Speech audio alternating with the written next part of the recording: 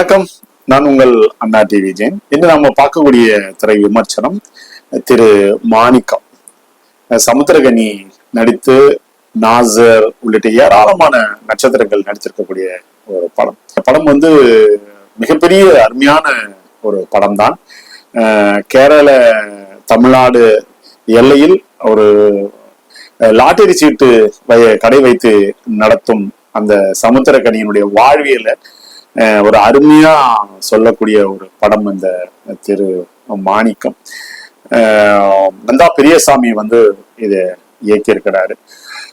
அவருடைய கதைகள் எல்லாமே ஒரு வித்தியாசமான பாதையில் பயணிக்கக்கூடிய ஒரு படம் தான். அந்த வகையில் இந்த படமும் அந்த வரிசையில் இருக்கிறது. அப்படி பார்க்கும்போது இந்த படம் ஒரு நேர்மையான ஒரு மனிதன் அப்படிங்கிறதா சொல்றாங்க. ஆனா நேர்மையா எல்லாமே இருக்கணும் அப்படிங்கிறதையும் இந்த படம் ஒரு வாழ்க்கையை வாழ்வாதாரத்தை இது சொல்லுது.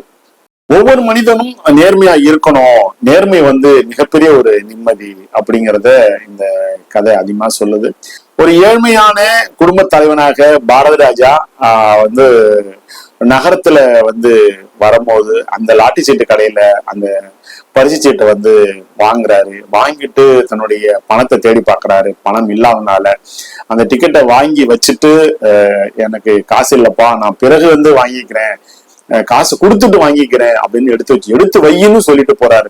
அந்த எடுத்து வையின்னு சொல்லிட்டு போனவர்கிட்ட பஸ்ஸுக்கு போறது கூட காசு இல்லை. ஆனா அந்த நேர்மையான ஒரு நல்ல மனம் படைத்த சமுத்திரகனி பணம் கொடுத்து அனுப்புறாரு.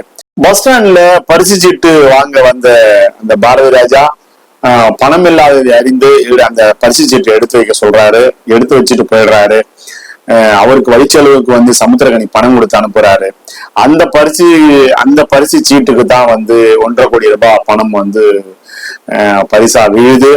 அத அந்த சீட்டுக்கு உரியவரான பாரதிராஜாவை தேடிட்டு போய் அந்த பணத்தை கொண்டு போய் கொடுத்தாரா இல்லையா, இல்ல இவரே வச்சுக்கிட்டாரா அப்படிங்கிறது இந்த கதையினுடைய மிகவும் யதார்த்தமான ஒரு பயணம். அந்த வகையில இதுல ஒவ்வொருத்தரும் இதுல போட்டி போட்டுக்கிட்டு நடிச்சிருக்கிறாங்க.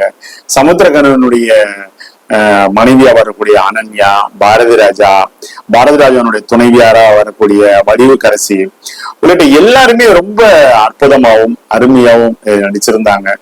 இது இதுல முக்கியமா நாசருடைய அந்த பகுதி ரொம்ப அருமையா இருந்துச்சு. ஒரு நெருடலான ஒரு படமா இருந்துச்சு. வழக்கம் போல இஸ்லாமியர்களை முஸ்லிம்களை தீவிரவாதிகளாவே காட்டிக்கிட்டு வந்த இந்த சினிமா ஒரு நல்ல ஒரு கதாபாத்திரமா இந்த படத்துல சித்தரிச்சிருக்கிறாரு நந்தா பெரியசாமி. அந்த வகையில இந்த படம் மிகவும் அற்புதமான படம். இது சமூக ஒற்றுமைக்கான ஒரு படம்.